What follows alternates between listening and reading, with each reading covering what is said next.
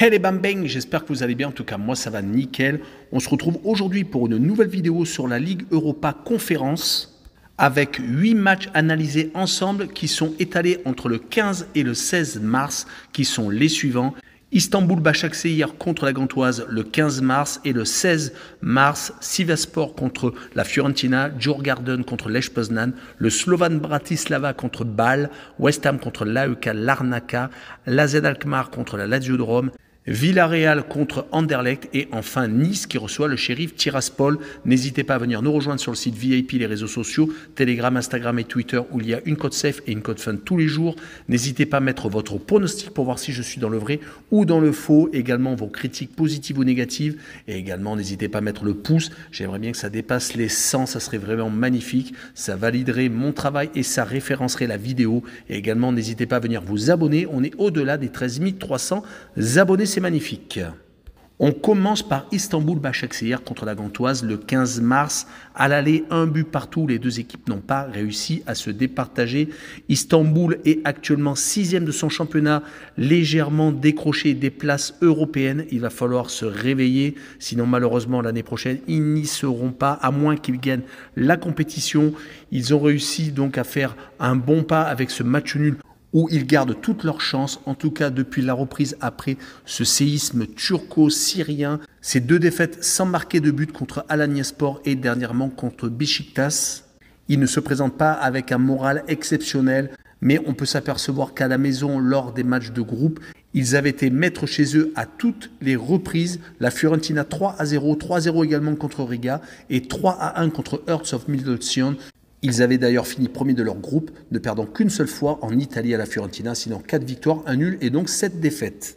Leur adversaire du soir est la Gantoise, qui n'est pas beaucoup mieux au classement en Jupiter League avec une 5e place, mais toujours au contact des places européennes à un seul point, par exemple de Club de Bruges qui est 4e. Ils peuvent encore jouer les playoffs et peut-être remporter le titre de champion de Belgique. Et on peut s'apercevoir que leur dynamique n'est pas si mal que ça sur les 5 derniers matchs, toutes compétitions confondues. Une qualification contre Karabag au tour précédent au penalty, mais 3 victoires, dont une contre Zulte Waregem le dernier week-end, 6-2, donc le plein de confiance. Dommage qu'ils se sont fait donc accrocher par Istanbul au match aller. Mais lors des phases de groupe en Ligue Europa Conférence, ils avaient été assez moyens, ne gagnant pas en déplacement, perdant 4-2 à Djurgården, faisant match nul au Shamrock Rovers en Irlande et à Molde 0-0. Donc sur cette rencontre, je les vois perdre 2-1 à Başakşehir et je verrai le draw no bet avec le pari remboursé si match nul avec une cote à 1,50. On continue avec le 16 mars et Sivasspor contre la Fiorentina. Sivasspor est en difficulté en championnat de Turquie à une 15e place. Ils sont même juste devant les premiers relégables du côté de la Fiorentina. Ils sont au milieu de tableau à une 11e place qui ne reflète pas son niveau actuel car ils n'arrêtent pas de gagner. Depuis la défaite à la Juve, 1-0 le 12 février, ils ont enchaîné 7 matchs sans défaite avec 6 victoires et un seul petit match nul. Ils ont tout de même réussi à battre sur cette période le Milan AC et également réussi à se qualifier donc pour ces 8e de finale. Éliminant le Sporting Braga sans difficulté à l'aller et au retour, ils s'étaient imposés, marquant 7 buts sur la confrontation. Et je peux rajouter que sur les 3 derniers déplacements, toutes compétitions confondues, ils se sont imposés à chaque fois et sans prendre de but. Côté Sivasspor, 2 défaites lors des 2 matchs de reprise en championnat à Karagümrük et donc en Italie. Mais ça reste tout de même une équipe irrégulière qui est très mal classée et qui doit peut-être se faire éliminer pour garder toutes ses forces pour la survie en championnat de Turquie. On n'oubliera pas qu'ils ont fini premier de leur poule de Ligue Europa Conférence, ne perdant qu'une seule fois à la maison contre Balkany et ils ont réussi à finir devant Cluj et le Slavia de Prague. Ce n'est pas une mince affaire du côté de la Fiorentina. On a réussi à faire également un bon parcours en Ligue Europa Conférence. Ils n'ont perdu qu'une seule fois, c'était à Istanbul Başakşehir. Sinon, ils ont fini avec un bilan de 4 victoires, 1 nul et 1 défaite. Sur cette rencontre, je les vois bien gagner 2-0 à l'extérieur. Et je les vois marquer le plus de 1,5 buts sur le match avec une cote à 1,72. On enchaîne avec Djurgården contre Lech Poznan. Les Polonais ont pris un avantage certain, 2-0 lors de la première manche. Ils sont actuellement 3e de leur championnat avec 18 points de retard sur le leader. Ça va être dur, bien entendu, de remporter le titre. Leur dynamique n'est pas si mal que ça. Ils viennent certes de se faire accrocher en championnat ce week-end, mais 3 victoires, 1 nul et une seule défaite qui était le 26 février. En regardant leur bilan en Coupe d'Europe cette saison, c'est assez intéressant. 2 grosses victoires contre l'Austria de Vienne et Villarreal à chaque fois avec 3 buts d'écart. Un seul match nul contre les Israéliens de l'APL Bir Shiva. Après, lors des 16e de finale et donc de la première manche des 8e de finale, ils ont à chaque fois réussi à ne pas prendre de but contre Bodo Glimt et donc contre Djurgården. Par contre, à l'extérieur, c'est peut-être un peu plus compliqué en Ligue Europa Conférence, même s'ils ne perdent quasiment pas. Une seule défaite sur les 4 déplacements, c'était à Villarreal et encore 4 buts à 3. Sinon, à chaque fois, ça a été des partages de points à l'APL Bir Shiva, à l'Austria de Vienne et donc en 16e de finale aller à Bodo Glimt. Du côté du Djurgården, on n'a peut-être pas encore le rythme car on n'a pas encore repris le championnat. Ils n'ont donc qu'un tournoi entre équipes suédoises et ce match aller à se mettre sous la dent. Mais il ne faut pas les sous-estimer car lors des phases de groupe de Ligue Europa Conférence, ils avaient réussi à gagner 5 fois et n'avaient fait qu'un seul match nul, c'était à Shamrock Rovers. Donc sur ce match, je vois bien une victoire de Djurgården à la maison, 2 buts à 1 et je verrai bien la double chance 1N avec une cote à 1,44. On poursuit avec le Slovan Bratislava contre Bâle. Le Slovan Bratislava est 4 points derrière le leader en championnat de Slovaquie. Tout n'est pas abandonné pour le titre national. Ils sont actuellement sur une série pourtant assez moyenne. Sur les 5 derniers matchs, toutes compétitions confondues, une seule victoire, 3 matchs nuls et une défaite. C'était ce week-end contre Žilina, une équipe qui est 5e actuellement du championnat slovaque. Mais un des matchs nuls est assez intéressant car c'était à Bâle et ça leur laisse toutes leurs chances de se qualifier pour les quarts de finale de cette compétition. Mais le problème est qu'en phase de groupe, ils avaient été assez inconstants chez eux avec une seule victoire et 2 matchs nuls. Ils étaient d'ailleurs déjà tombés contre Bâle en phase de groupe et avaient fait 3 buts partout à la maison, alors qu'à l'extérieur, ils avaient été beaucoup plus consistants. 2 victoires, une en Suisse et une à Zalgiris. Par contre, ils avaient perdu en Arménie à Punic. Du côté du FC Bâle, fini la suprématie en championnat suisse. Ils sont actuellement 6e et sont totalement largués par rapport aux Young Boys de Berne. Ils font beaucoup trop de partage de points. Sur les 5 derniers matchs, toutes compétitions confondues, ils n'ont gagné qu'à 2 reprises, à chaque fois à l'extérieur. En Coupe de Suisse à Saint-Gall et une fois à Lucerne 1-0 à chaque fois. Par contre, ils ont fait match nul contre Lugano, contre le Slovan Bratislava au match aller et contre Saint-Gall une fois de plus. C'était par contre en championnat et pas en Coupe de Suisse. On va tout de même noter un point positif, c'est que depuis cette rencontre, ils ne perdent plus. On fait 4 matchs nuls et donc 3 victoires. Sur ce match, je vois bien un match nul, 1 but partout. Et pour assurer le coup, je verrai bien le home no bet et le match nul remboursé. 6 victoires du Slovan Bratislava à la maison avec une cote à 2,10. On continue avec West Ham contre l'AEK Larnaca. West Ham est en grande difficulté en championnat de Première Ligue avec une 17e place et à égalité avec le premier relégable. Ce n'est pas du tout pareil en Coupe d'Europe où ils ont tendance à faire de belles performances. Certes, c'est la Ligue Europa Conférence et les adversaires ne sont peut-être pas à leur hauteur. En phase de groupe, ils se sont baladés, gagnant contre Silkeborg Anderlecht et le STU à Bucarest à l'aller et au retour. D'ailleurs, lors des 8e de finale, aller à Larnaca en Chypre, ils se sont imposés également sans prendre de but.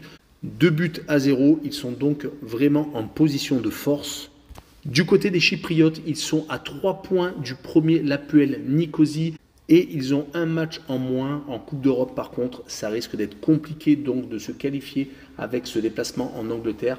On prendra quand même leurs 5 derniers matchs, toutes compétitions confondues. Une seule victoire, 3 défaites et un petit match nul. C'était à Dnipro. Ça leur avait permis d'ailleurs de se qualifier pour ces 8e de finale. Une belle performance pour un club chypriote. On se rappellera tout de même qu'ils sont reversés de la Ligue Europa où ils étaient dans le groupe de Rennes. Et ils avaient d'ailleurs fait 1 but partout en Bretagne, privant les hommes de Genesio de finir premier de leur poule. Mon pronostic sera un 3 buts à 1 pour le club anglais et le plus de 2,5 buts sur le match avec une cote à 1,78. Continuons avec l'AZ Alkmaar contre la Lazio de Rome, peut-être le plus beau choc de ces 8e de finale retour où l'AZ Alkmaar est actuellement 3e du championnat des Pays-Bas à 5 points du leader, le Feyenoord Rotterdam, alors que la Lazio est 3e en Serie A. Pour l'instant qualifié pour la prochaine Ligue des Champions, donc c'est une équipe de la Lazio qui va se présenter après avoir perdu lors du match aller 2-1, un peu à la surprise générale. D'ailleurs, ils accusent un peu le coup car ils ont fait 0-0 à Bologne et sur les 5 derniers matchs, toutes compétitions confondues, 2 victoires, 2 nuls et 1 défaite. C'est plutôt favorable, mais 2 derniers matchs sans victoire, donc attention à la Lazio qui a tendance à être assez intéressant à la base quand elle se déplace, ne perdant pas lors des 5 derniers matchs de Serie A à l'extérieur, 3 victoires et 2 matchs nuls. Vont-ils renverser la situation aux Pays-Bas? Ce n'est pas sûr du tout car l'AZ Alkmaar reste sur 4 victoires consécutives, toutes compétitions confondues, 3 fois en championnat et 1 fois donc en Coupe d'Europe. Ils avaient perdu contre le Feyenoord de Rotterdam lors d'un match au sommet le 18 février. Depuis donc, ils se sont rattrapés.